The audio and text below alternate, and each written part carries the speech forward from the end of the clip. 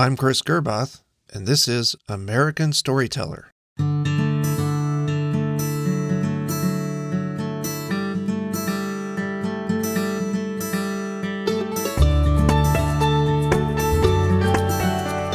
Our healthcare system is complicated and expensive, but sometimes we forget that there are compassionate Americans out there who help us when our health is on the line. My guest on this episode is Mike Trobec, an urgent care doctor in Albuquerque, New Mexico. What does doing your best every day and showing compassion in a nearly impossible situation look like from his point of view? Mike is going to give us an opportunity to see what it's like to walk a mile in a doctor's shoes.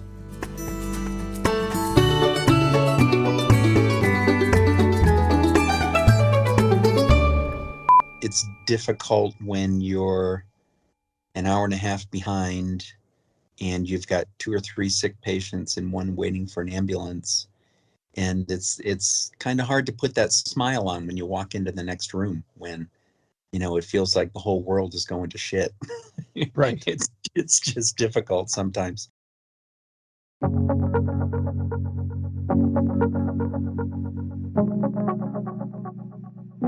So let's start with your past. Tell me about your hometown.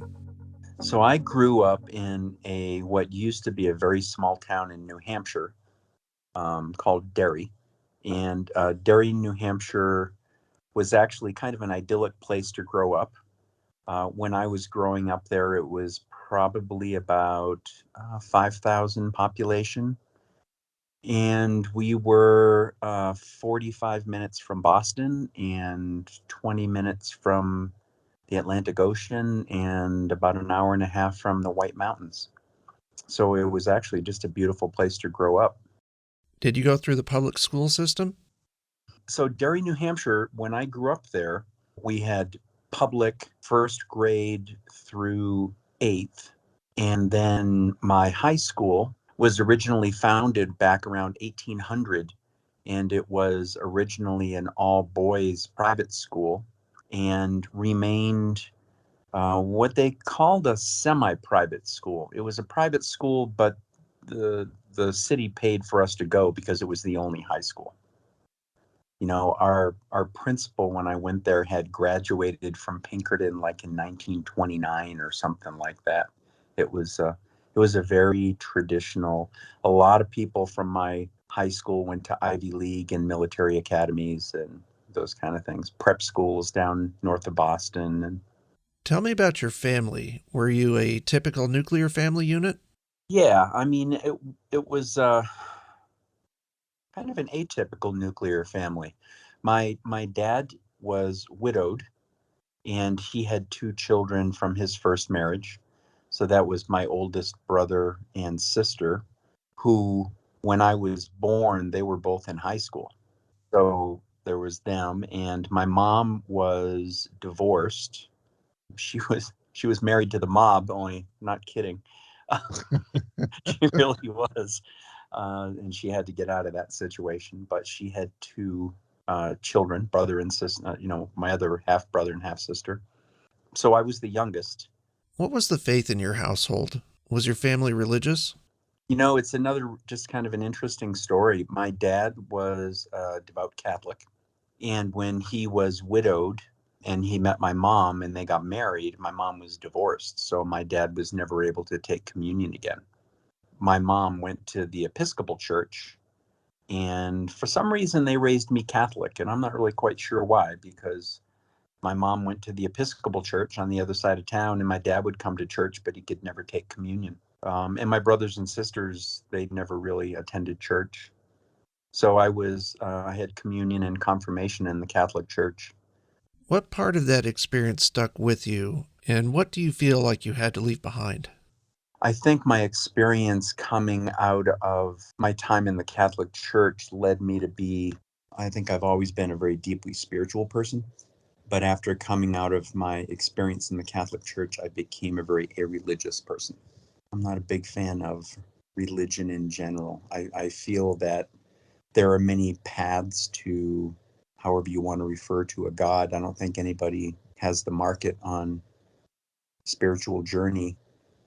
So I think there are a lot of paths to that divinity. And So it's hard for me to identify with any one because they all think that they're the one and only. So I'm very tolerant of religion, except when they're not tolerant of others. And I've always just can consider myself to be just a really spiritual person, but not a religious person. When you were walking across the stage to get your high school diploma, what was going through your mind? Well, it was an interesting time experiencing my final days of freedom because I had already enlisted in the Marine Corps. I enlisted in October of my senior year. I did early enlistment, so I graduated in June and I left for boot camp in July. What was the appeal of the Marine Corps for you at that age? I wasn't particular. I think I was bored by school. I did well in school, but I didn't have money to go to college. I knew I wasn't going to get a scholarship for college and didn't really know what I wanted to do. I had some friends that were going in the Marine Corps and some friends that were going in other services at the same time. And for some reason, the Marine Corps sounded like an interesting challenge. And my, my mother was heartbroken. She really wanted to kill me. Every mother worries to death when their Sure. children go in the military, and my mom was no different. So you enlisted in the Marines at the age of 18. Where did the Marines take you in the world? Well, after basic training, I was stationed in California at El Toro. And soon after I got to El Toro, we deployed on a Westpac on an aircraft carrier to the Persian Gulf. And coincidentally, that was right when the hostage crisis took place back in 1979, 1980. So we ended up heading right over to the Middle East and the Persian Gulf during that whole mess. So I was there for a year and came back. I spent some time in Yuma, Arizona, like the second hottest place in the United Right, States right, yeah. on Yes. most days. And I finished up my enlistment in Yuma, and then interestingly, I worked for the Israeli government for a while there on aircraft for the Israeli Air Force. And then I met my first wife, Laura, and we left there and moved back east. And that's when I started back in college and went on to medical school. Did you ever consider a military career? No, no. I had too much of an inquiring mind, and then the Marine Corps doesn't like people who ask questions. So that was a little difficult. It wasn't for me. I met some wonderful people in the Marine Corps. A lot of them are still very dear friends. We stay in contact and visit, occasionally. Great people. It was a great experience. I probably wouldn't have done the things I did in my life if I hadn't done that, but it wasn't a career for me. At what point did you decide you wanted to be a doctor? It was funny. I took Latin in high school because way back then I thought I might want to go into medicine. It was um, either wanted to do medicine or music, and music was too out of my control, and I didn't like that at all. So, to make a career in music, it has to be a perfect storm, and that was just too unpredictable for me. And I think I realized that after a while. I enjoy music and I love to play with it, but I don't have that kind of talent. When we talk about experts or expertise, what is it in your mind that really distinguishes a great doctor or healthcare provider?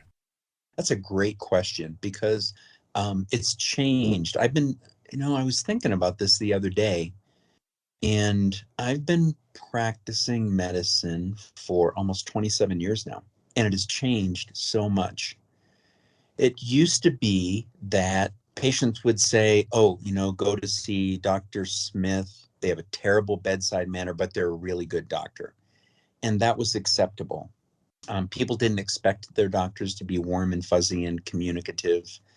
But now it's very different. Patients, they expect you to be accessible. They expect you to be communicative and kind and personable and have a good bedside manner. And they also expect you to be good at what you do. The expectations have changed. Now, now it's almost like Yelp. We get we get we get reviews, and We get Press Ganey scores on, our customer satisfaction. And in my opinion, the two hardest and in some ways worst things that happened to medicine is medicine became big business, which I feel is the worst thing that happened to medicine. And patients became customers. And it used to be when I first went into practice, I was in a small private practice outside of Boston with two other doctors. And patients came and you gave them your best advice and you came up with a treatment plan. And there was nowhere else to go. And so you really tried to do your best. But now patients will shop around from doctor to doctor to doctor until somebody will tell them what they want to hear or give them the medication that Dr. Google told them they should have. So when patients come in, they've already researched everything on Google and they have in the back of their head what their treatment should be. If you don't align with that, your Press Ganey scores fall. And so you have to walk that line to be, and the way that I've found success is sticking to my guns, what I think is best medically, trying to be communicative and kind. And unfortunately, it takes me a lot more time because I have to explain to patients why we're doing things the way we're doing it. It's the days are gone that you can say, take this pill, don't ask any questions. It takes a lot more time to educate patients than it does just to write a prescription and send them on their way.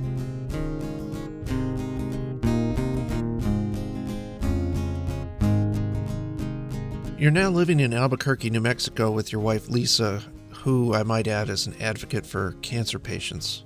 What was it that made you decide to settle there?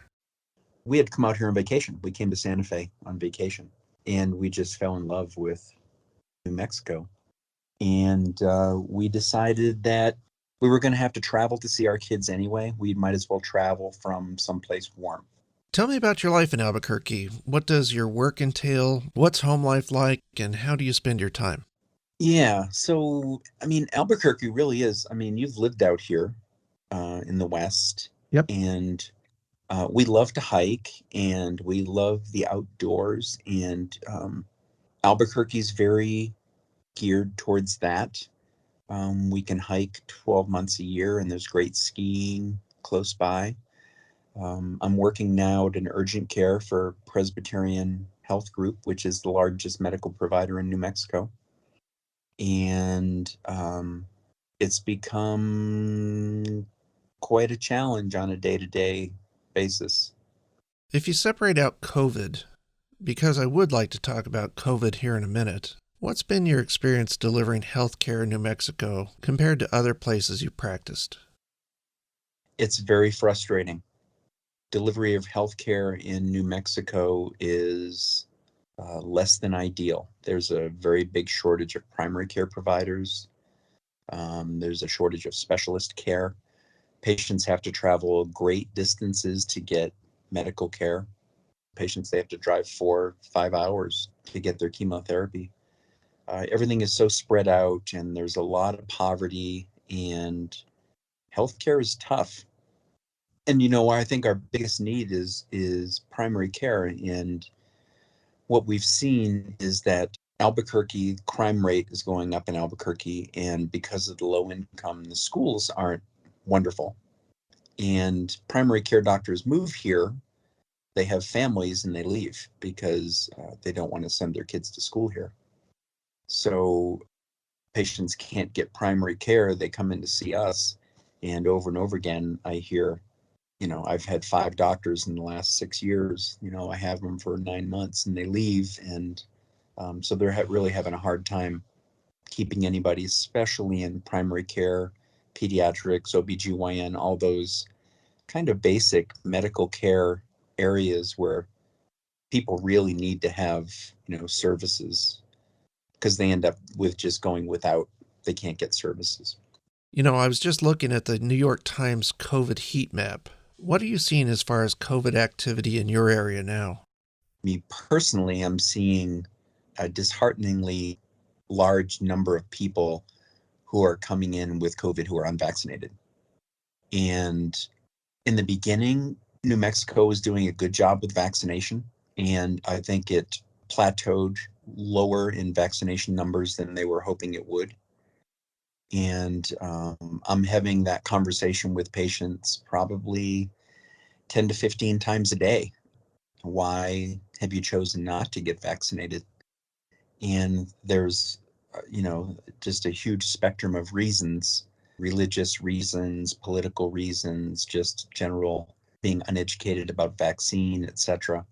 And I've been falling back on a phrase with patients a lot lately, and the phrase that I'm using a lot is that because a lot of patients are coming in, they're saying people are vaccinated and they're still getting COVID. And I tell them that's true.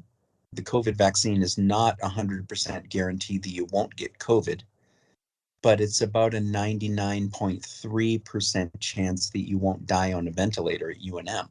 And I think people don't look at it that way. So there's a lot of it's just going to be an ongoing process of education for people about COVID and vaccinations, etc. But we are seeing our numbers going up. Our ICUs are filling up. We had a couple of days last week where they had 20-hour waits in the emergency department here. So I'm afraid it's going to get a lot worse again. And all of the hospitals and the bigger agencies here have now put into place that mandatory vaccination for employees since the Pfizer vaccine got FDA approval. And we're having nurses that are leaving. Interestingly, they're all male nurses that have left. They're going to go to Texas. They're going to go someplace else and try and work where they don't require vaccination. So the healthcare industry, we're fighting that battle is just like everybody else is.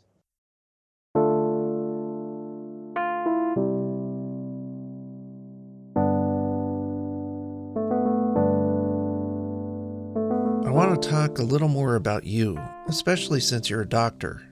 You've also been a patient for the last few years. Correct. Will you share some of that with us? Sure. You know how people talk about when you get older that those health problems it's not a matter of if you're going to get sick, it's a matter of when. And I've been blessed with extremely good health my entire life. I mean, I've never had a health problem. And then I caught a really bad cold and ended up with a viral infection and it's called a viral cardiomyopathy. And basically it means that if we did an echocardiogram on you today, I'm hoping it would show that your heart pumps at 70 to 80% efficiency, but mine only pumps at about 30%.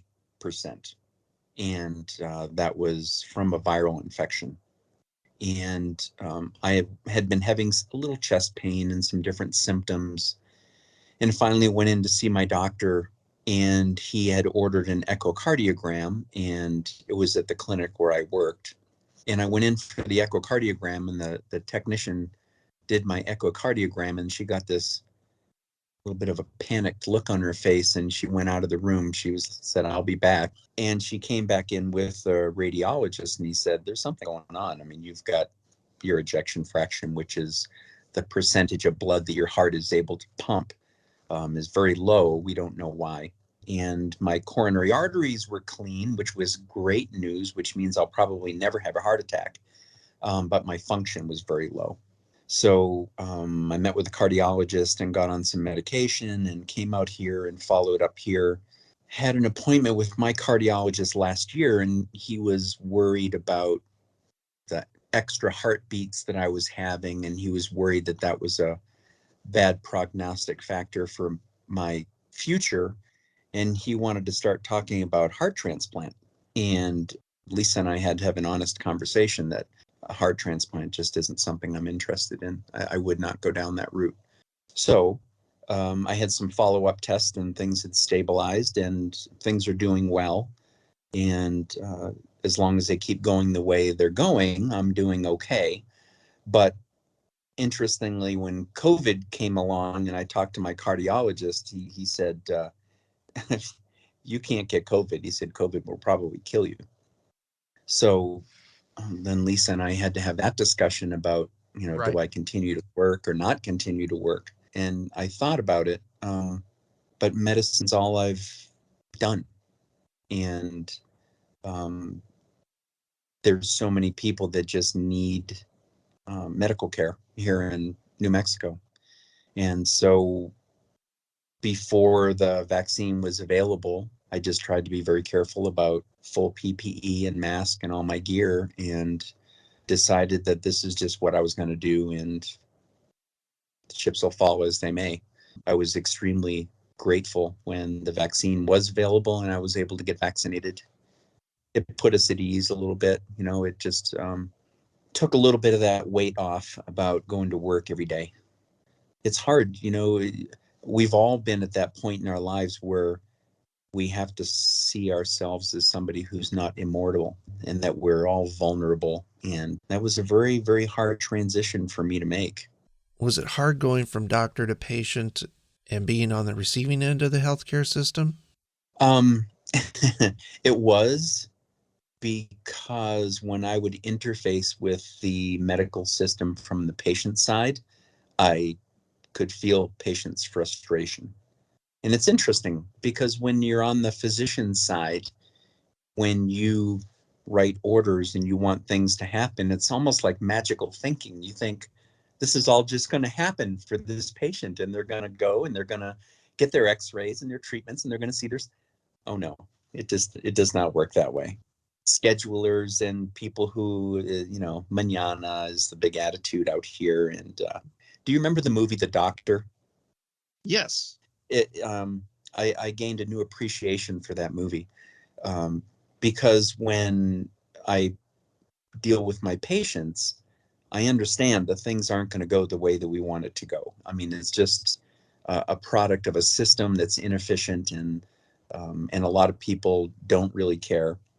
I understand how it is now, and I think it brought more grace to my interactions with my patients, because I understand that it's not easy. It's not easy to be a patient. It's scary. And I understand that it's scarier for them because they don't understand. Sometimes it's scarier for me because I do understand. It's hard for me when I go in for a procedure and I look at the x-ray or the ultrasound and the tech doesn't... I don't tell people that I'm a physician when I go. And I watch the echocardiogram and I know what it means. And so it's... some ways it's harder, in some ways it's easier, but we all just do the best we can with what we have to work with, I guess.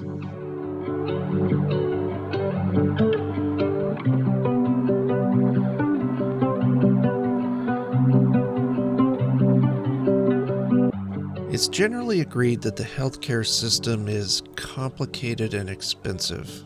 What do you think people need to know about the lives of doctors and nurses delivering care right now?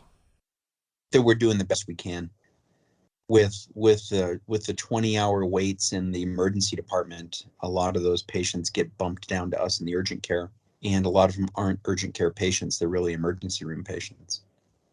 And they're coming in, and the business side of the healthcare organization is wanting profits and high efficiency. And so 2 or 3 of us will be seeing, 90 patients in a 12-hour shift.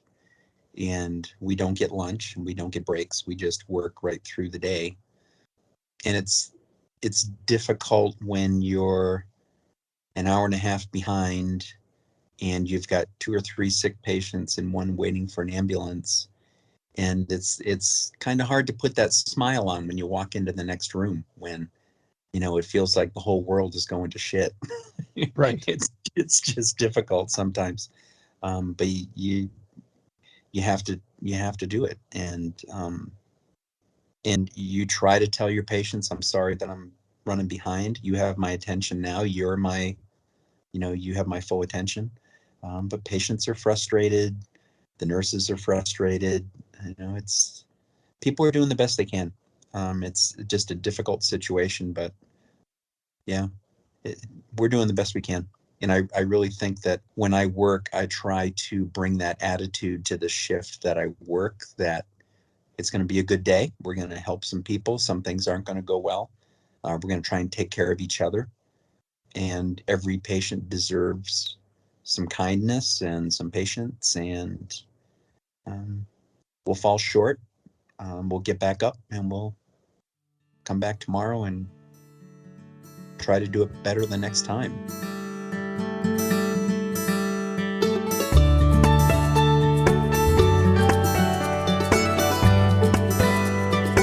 want to thank Mike Trobec for joining us today, and I hope you enjoyed listening. Our podcast is produced by Eclectic River Daydream. You've heard from us, and now we want to hear from you. Leave us feedback on our website at storypod.us or on Facebook at American Storyteller. Until the next time you hear from me, I'm Chris Gerboth, and this is American Storyteller.